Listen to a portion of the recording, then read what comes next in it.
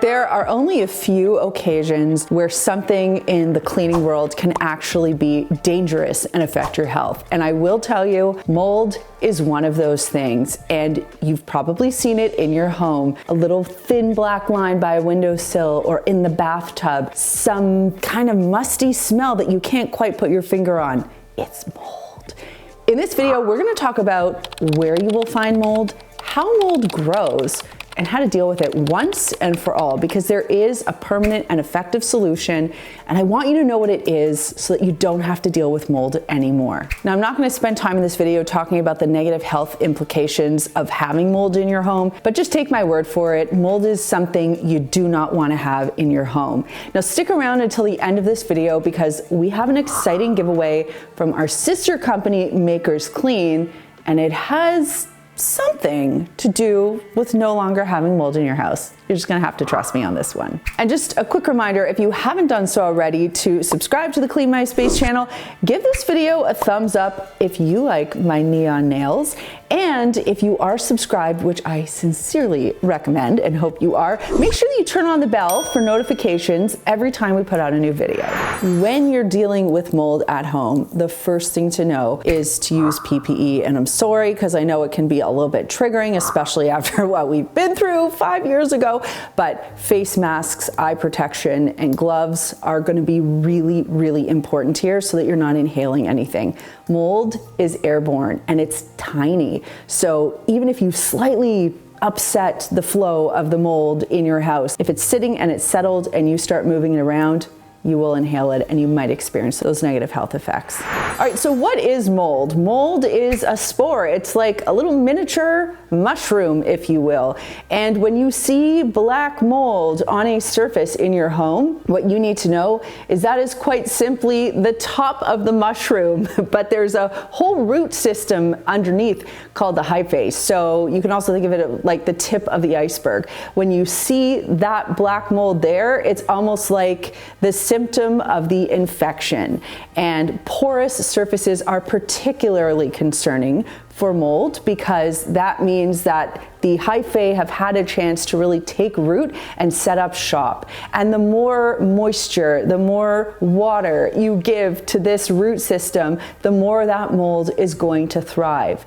Now, you might have heard that bleach is the be-all and end-all solution for mold removal, and it can be helpful on non-porous surfaces. However, and there is a really big however here, in the event that you're dealing with mold on a porous surface, so something like drywall or even grout, bleach is not going to help your cause because once bleach breaks down, one of its components are indeed water. So you're feeding that mold, and more than anything, you're sort of cleaning away the top, feeding the mold on the back end. So it's like you're giving it a haircut and a bath.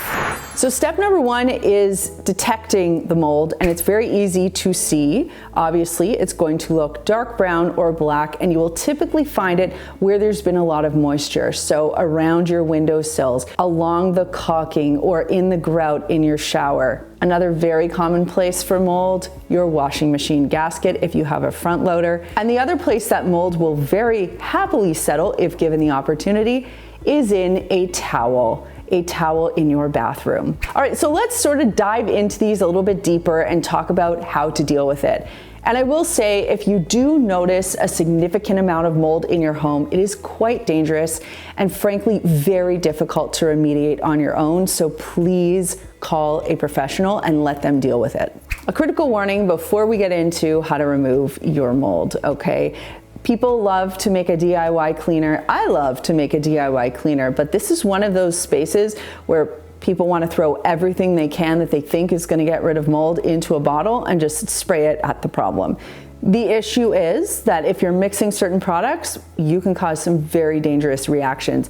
Bleach and vinegar should never be mixed. Hydrogen peroxide and vinegar also never mix them. Just make sure that anytime you're mixing up DIY cleaners that you are absolutely certain the two products are safe to be mixed. And to be honest, just stick with what I'm recommending in terms of purchasing a product, because these products are designed specifically to deal with mold, and they are not ones that you can make at home.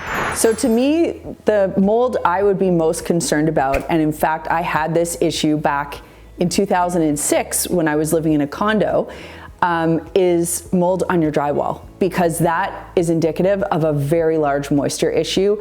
And in fact, there was a leak in the shower that shared the wall with my bedroom closet. And I had been coughing for months and noticing a very odd smell coming from my closet. And then one day I finally decided to investigate, and it was just like a big moldy patch along the wall. So yeah, that got expensive. That being said, if you're noticing kind of a funky or off smell, something earthy that doesn't quite belong in your home, and you might notice some respiratory issues, a little bit of coughing or something like that, please start looking for any moisture issues, because moisture issues in your home will lead to mold issues. Now, if you notice mold growing along your windowsills, it might mean that you have some moisture barrier issues with the windows.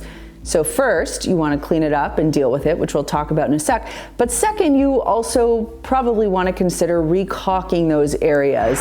Now, the second place you're likely to notice it is in your shower. And of course, once you're done showering, water is left behind along with soap scum and hard water minerals. And what ends up happening is it's just a damp, dark environment and a perfect place for mold to party, and that's exactly what happens. This is why I've been advocating for using a squeegee for so long, as well as ventilating during and for at least an hour after your shower. That way you reduce the chance for mold to form. Now, if for whatever reason you notice it, if it's in the caulking or in the grout, you've got to deal with it, because trust me, this is not a problem that is going to take care of itself. Now, the other place that people often complain about finding mold is in their washing machine, specifically that gasket in the front-loading washer and potentially in their detergent tray, the drawer that pulls out where you can put your detergent, your bleach, your fabric softener. Now, of course, this is problematic because, again, it's just a damp environment. The door is often closed. You've got hard water minerals. You got a little bit of soap scum. It's just the perfect stew for mold to grow. So what you need to do to counter this at all times is to leave your washing machine door open and to leave that detergent drawer slightly open as well. This is going to allow for a constant airflow to make sure that mold just doesn't have the chance to grow.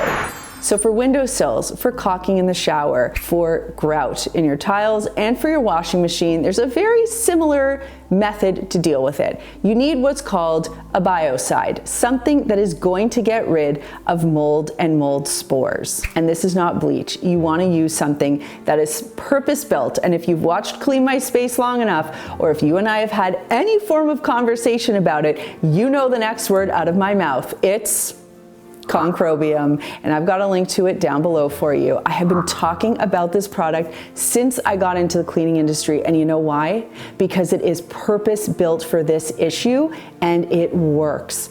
Another thing that's great about the product is that it's low VOC, so it's not like you're using the product and bamboozled with a terrible odor that makes you cough and want to pass out. Although I will say, it's just a good idea to use your PPE and ventilate whenever you're dealing with this type of cleaning. So what you want to do first is apply the product to the affected area. You're going to let it sit for a little bit. You're going to scrub it really well, because remember, you've got to get right into that section, that area where the mold and the hyphae are, right? You want to manually scrub it, kind of get in there, upset everybody, and then you're going to wipe it away. You're going to spray the Concrobium again. You're going to let it sit for 24 hours. The package is going to have instructions on there for you, so follow those instructions. But I can tell you, every time I've used or recommended Concrobium, the results have been excellent. Now, the other thing that you can try is this gel that's sold specifically for washing machines, but people also use this on grout. And this is designed to get rid of those really difficult mold stains and odors that have built up inside the gasket of your washing machine. So again, this is a simple product to use. You will follow package instructions, but eventually you are going to get rid of that mold. And like I said, once you've dealt with it, that's when you need to be right on top of ventilation and making sure that all of that excess moisture is gone, because moisture is the food of the gods. when it comes to mold.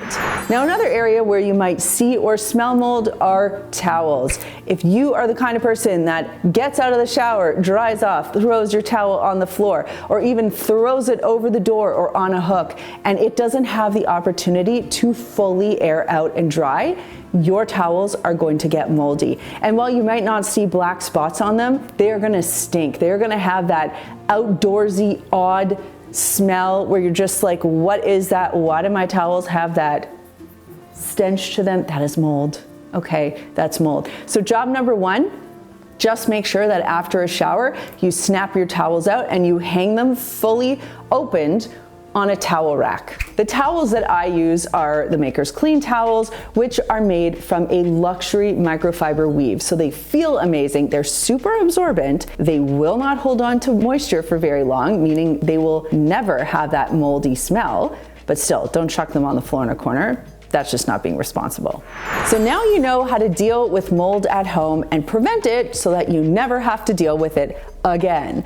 And before we get to anything else, I want to tell you about that contest that I mentioned earlier. Because your towels can harbor mold, as you now know, I want you to get your hands on the Maker's Clean towels that we have, because these do not harbor mold. There are so many benefits to these towels. They're fast drying, they're lightweight, but they still feel really luxurious. And the best part, they don't smell. So I'm giving away 3 complete bath sets, which includes a large bath sheet, a bath towel, and a hand towel. They are a $145 US retail value, and I'm giving 3 away. All you need to do in the comments is write the word towels, and we will choose 3 lucky winners. If you're a winner, we will reply to your comment, so make sure that you are checking back, and we will give you instructions on how to get in touch with us. All right, now that we've got the contest out of the way, that brings me to this week's comment question, which is,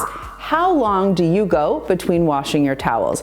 Are you someone who needs to wash them every time you use them, every week, every month? I don't know. Let me know what you do in the comments down below. For me, because I use the Maker's Clean towels, I wash mine, I'd say twice a week on average. But you know, if I'm showering once a week, no, I'm kidding.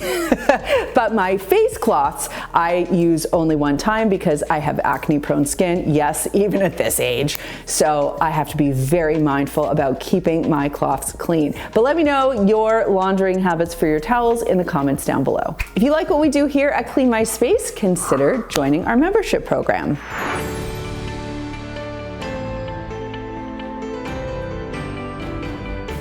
Because I've spent so much time talking about towels in this video, you're probably wondering, how do I wash my towels properly? And you know I've got you covered, because you can check this video out right over here where I share the method. If you haven't done so already, make sure that you subscribe to the Clean My Space channel. Thanks so much for watching, and we'll see you next time.